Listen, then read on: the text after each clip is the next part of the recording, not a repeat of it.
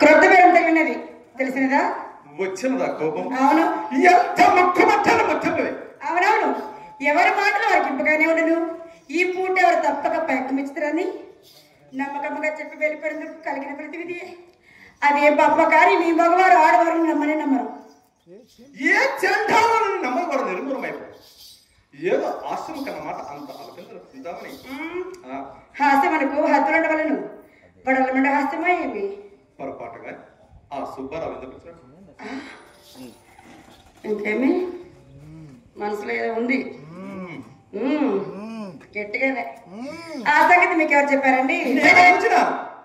వేద కుటుంబంలో వచ్చిన మీ అమ్మ కంటపడవలసి వచ్చిన పెద్ద కుటుంబంసానికి వచ్చేసరికి అతను తథాన ధర్మ తెలుసుకుని బయటకు వచ్చిన ఆ పాటన నన్ను చూసి అతను చూసి నేను తెల్లబోయాను. అంత అనుమానం కొంత దూరం కోడి మూడు అతను వెంట వెళ్ళాను. మరి ఇందరికే తెచ్చుతారని ఆదరణి మీరు అడగకపోతురా? అడిగిన మేలమ్మ కావలసి వచ్చినాడని చెప్పినాడు చింతామణి. మేలం కావాల్సి చెప్పాను కదా, చెప్పాను. మరి మీ సందేహం ఏమిటో? నా సందేహం చెప్పి నాకు కోపించుకున్నావు కదా. అస్సలు కోపించుకొని చెప్పండి. ఇది మా ఇప్పుడు చెప్పదు. మేలమ్మ కొరకు వచ్చిన వాడు విచ్చలవిడిగా బీదకు మమ్మల్ని పోగా అధరతు బెదరతు పెరటి దాన్ని పోటీ ఇలా నా సందేహం. ముఖము చిట్లించుచున్న కోపం. సరే పోనండి, మరి ఈ విషయం కూడా ఆతరని అడగకపోతురా? అడిగేవాడిని.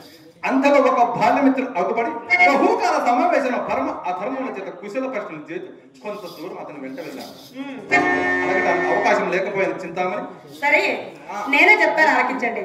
మేళం గురించి మాట్లాడుడికై మా అమ్మ ఆతడిని మేడ మీదకి వెంట పెట్టుకుని వచ్చినది. ఏమండి, మన ఇంటికి వచ్చిన వారిని మర్యాద చేయడం మన ధర్మం కదా. మన పరధర్మం చింతామణి. ఏంటి మన పరధర్మం? పరధర్మం కాదండి, మన ధర్మం. మన ధర్మం కదా. అందుకని కూర్చొని మన కుర్చీ వేసి తాంబూలమేగా అతను వచ్చిన పడి విడిచిపెట్టి అదిగా ప్రసంగులు మొదలుపెట్టినండి. ఏం చేశాడు ఆ రాస్కల్? ఏదో ఒకటి చేస్తూనే ఉంటాడు. సెట్ గారు కదా, మరి అతను నాకు చిరాకు వేసి చప్పుడు మేడ దగ్గర చక్కాపోతుంది. మా అమ్మనదే నా మనసు కనిపెట్టిన తోడని తోడు చిరుపుడి కనిపిస్తున్న వెళ్ళి ఆరోగ్య సాగరండి. నమ్ముడు నమ్మకపోడు మాత్రం ఇది ఎప్పుడు నమ్మలేదు. కదండి, నేను ఎవరితోనూ నమ్మచ్చుకోను. చింతామణి కులువులో పట్టు వస్తుంది కదని చిన్నలో పెద్దలో సాహించడానికి ఇదే కారణం.